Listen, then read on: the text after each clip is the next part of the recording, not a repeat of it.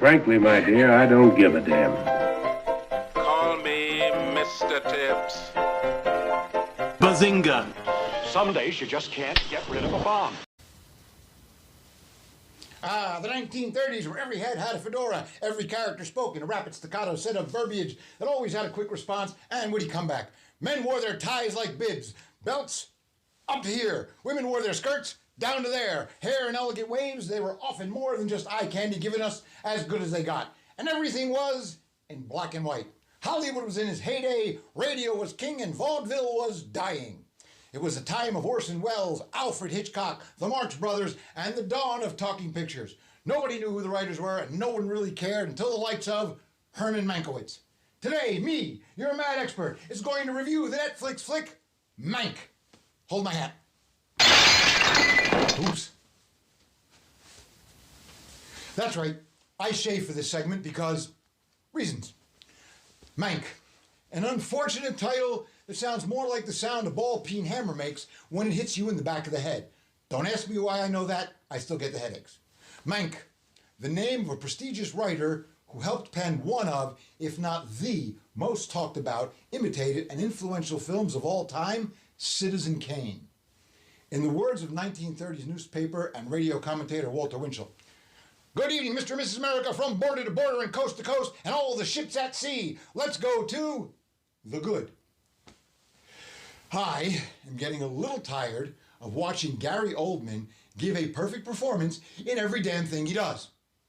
He is such an amazing actor, becoming so completely convincing in all his parts that I could watch him read nursery rhymes and still be moved and still believe he's Humpty Dumpty.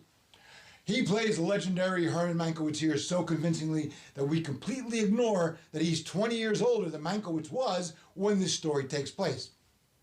Of course, it was the 1930s.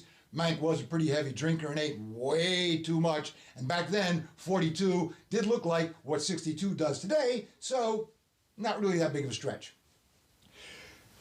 Amanda Seyfried. She turns in her best performance to date as William Randolph Hearst's femme fatale, Marion Davies. Now, if you follow Seyfried's career at all over the years, you can see that from schlock like Mamma Mia 1 and 2 through A Million Ways to Die in the West, Ted 2, Fathers and Daughters, Les Miserables, The Art of Racing in the Rain, she has developed and delivered dramatic and comic performances that illustrate some awesome growth in her craft. I look forward to what she brings us in future outings.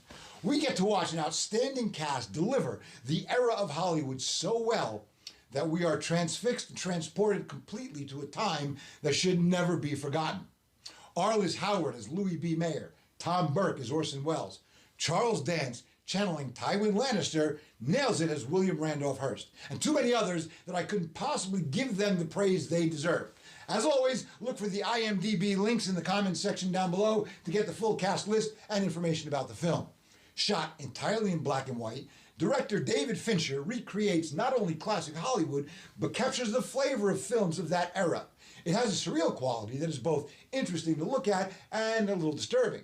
He uses the camera to capture the complete composition of films from the 30s with a modern eye for scenery and aesthetics, sometimes making it feel like a newsreel, others like a modern art piece. I would almost venture to say that he shoots every single frame as if it were the most important part of the story. The bad. The film itself is so well crafted, I can find no major criticism other than it's aimed at a specific audience. Rest assured, you do not have to be familiar with Citizen Kane, Herman Mankiewicz, William Randolph Hearst, or the Hollywood studio system of the times. It certainly helps, but don't let that be what keeps you away from this true gem. If anything, it's poorly marketed as if it were the story about the writing of that classic Film School 101 must-watch, Citizen Kane, but it's not really about that movie. Orson Welles is little more than a background character, and the famous screenplay that was the bane of William Randolph Hearst takes a back seat to the biographical details of what Mank was going through during those years.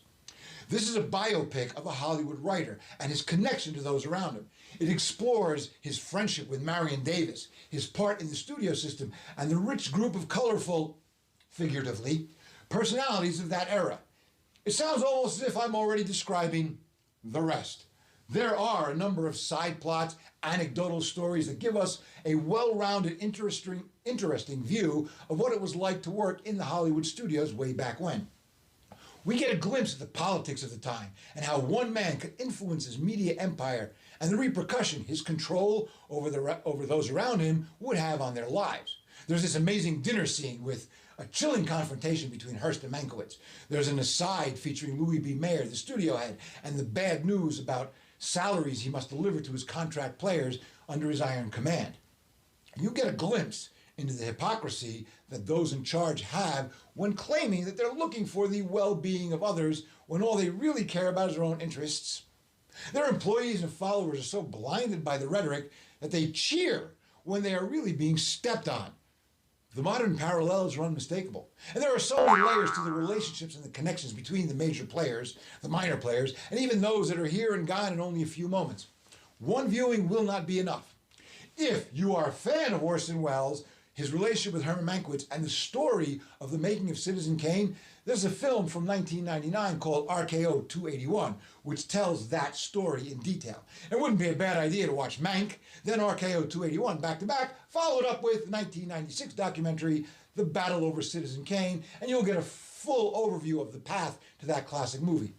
If you've never seen Citizen Kane, well, you're probably not really a true movie fan, and it's weird that you're watching this review. Do yourself a favor, sit through the film, but not before you watch these others. It will enrich the entire experience. Kane is currently running on HBO Max. That damn service has every thing. My final rating, Mank is a Netflix original, and it's currently available on that service. Don't let the black and white period feel throw you off, and don't worry if you haven't seen the infamous film that leads up to the story. The riveting performances are top shelf, the dialogue has that classic film feel, and the visuals are stunning, even in grayscale. Gather your film fans together, fasten your seatbelts, it's gonna be a bumpy night, and watch it as soon as you can.